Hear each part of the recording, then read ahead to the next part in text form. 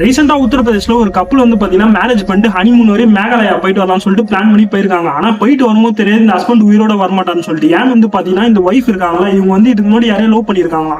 இந்த 2 பேரும் சேர்ந்து ஒரு கேங்கா ஃபார்ம் பண்ணி இவர் மேகாலயால போட்டு ஒரு மலையில இருந்து பாத்தீங்கன்னா கீழே போட்டுக்கிறாங்க. அதுக்கப்புறம் இங்க வந்து என்ன சொல்லியிருக்காங்கன்னு வந்து பாத்தீங்கன்னா இவர் எங்க போனார்னே தெரியல வந்து பாத்தீங்கன்னா இவங்க சென்டிமெண்டா போயிட்டு இருக்காங்க. அதுக்கப்புறம் போலீஸ் விசாரிச்சதுல இவங்க 2 பேர் தான் சேர்ந்து வந்து பாத்தீங்கன்னா இவர் கொண்டு இருக்காங்கன்னு சொல்லிட்டு வந்து பாத்தீங்கன்னா தெரிஞ்ச உடனே இவங்க என்ன சொல்றாங்கன்னா, இவர் கூட வாழ எனக்கு பிடிக்கல, நான் இவரை தான் லவ் பண்ணேன், இவரு கூட நான் இவரை கொண்டுட்டு இவரு கூட வாழலாம்னு சொல்லிட்டு தான் பிளான் போட்டு இப்போ வந்து சொல்றாங்க.